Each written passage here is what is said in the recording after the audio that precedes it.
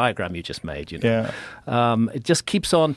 The world keeps on recreating itself, and we human beings make our journey through this changing world, and we try to fix it and say, this is how things were, this is how things will be, and it never cooperates with us on that. It's just incredibly fascinating that the timeline, when you go beyond the traditional timeline and you get back into where you and Robert Schoch have speculated the age of the Sphinx, now you're talking about a completely different environment of lush rainforest and many, many, many resources. Absolutely. We're talking about a completely different Sahara. And Schoch's kind of evidence is of 1,000 years of heavy rainfall. That's what the Sphinx bears witness to, that it was already there when the rains of the Younger Dryas, and the Younger Dryas affected the Sahara with heavy rainfall. Just as further north it changed the climate and made it much colder. In the Sahara, it became much wetter.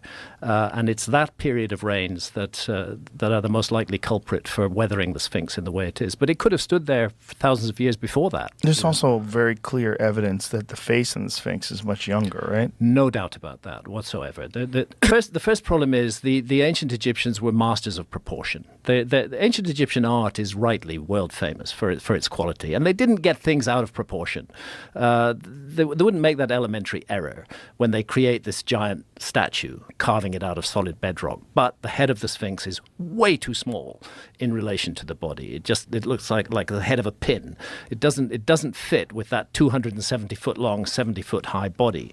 It looks very much as though the Sphinx once had a much larger head. Can you show us a photo of it, Jamie?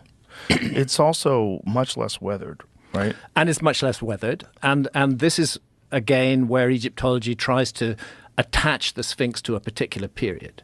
Egyptology claims that's the face of Khafre, who was the successor to Khufu. It doesn't look like any known statues of Khafre that I can see, but is called the Nemes headdress. It's the classic headdress of an Egyptian pharaoh. Not, in my view, Khafre, but the headdress of an Egyptian pharaoh. But it's on a head that is way too small by comparison with the body. And both Schoch and I, and John Anthony West, Manu Seifzadeh, who's another excellent researcher in this field, we all feel that the Sphinx was almost certainly a complete lion at one point. It was a lion with a huge mane, and that head sticking up above the plateau got very heavily eroded.